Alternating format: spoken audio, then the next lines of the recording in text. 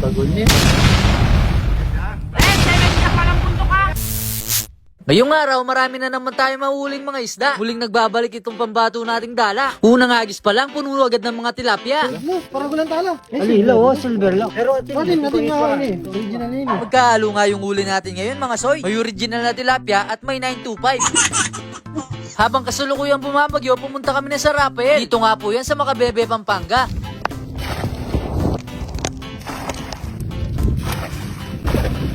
Nakailang agis rin kami pero wala kaming nakuha. Kaya lumipat na lang kami dito sa Sandal Garda. Wow, ako.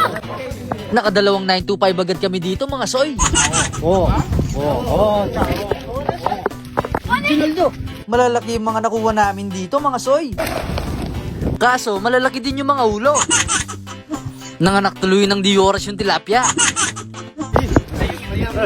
Maliit si Max. Kung may silver na tilapia, ito naman, ginto naman ang presyo. Pwede ng isang lahi itong mga to, mga soy. Susunod naman nakuha namin ay isang malaking bonbon. Pemal dakdege wade sa akin bonbon. Ngayon naman, nakakuha kami ng kakaibang species ng tilapia. Malayo ng itsura niya sa isa pang tilapia. Igi kaya malason kanini, soy. Ngayon naman, tignan natin itong mga nagtitiksay. Mayroon silang nakuha malaking isda dito mga soy. Malakas sumatak yung isda. Hindi nakakayanan nilayan ng tali. Kaya bumaba na yung dalawa para kunin na lang ito. Nangangagat pala yung malaking isda na to. Kaya lumusong na rin yung isa para matulungan sila.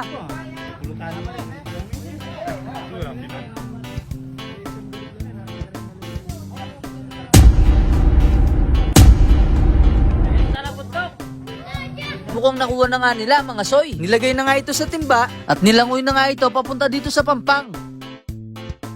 At ito na nga ang nahuli nilang isda mga soy. Mukha itong dala pero ang tawag nila dito ay alien fish. Mabris yan eh. Oh, makabris yan. At ito naman ang mga ibang naniniksay. Matabayan ka na. Tabayan kayo wala tinabutak. Ang lalaki ng mga nahuli nila mga soy. Eglu palang bingot renikwami ka renikwado. At binigay na nga nila sa amin ang nakuha nilang toman. Ayaw, ganyan. Parang makarinig ang kuyang nga. Uwi na nga kami para lutuin yung mga nakuha namin. Agad na din namin lininis ang mga ito. At niluto na nga ang mga tilapia.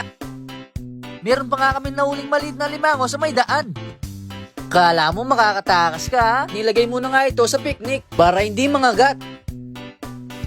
Wala nang ugas-ugas. At diniretso na nga ito sa kawali. Kawawa naman yung alimango na padaan lang. At eto na nga, binigay sa atin na dragon. Nilinis na nga namin ito at nilagyan ng stick. Sinabay na rin ng asin. Hanguin na natin yung giant crabs natin. Mukhang naluto na ito.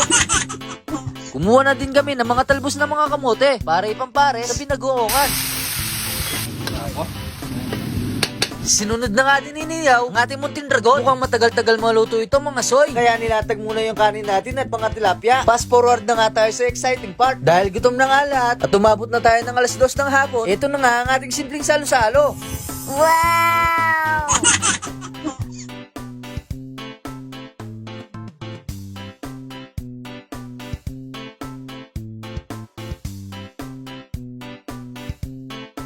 Nananuta pa soy. Manganta na mga soy.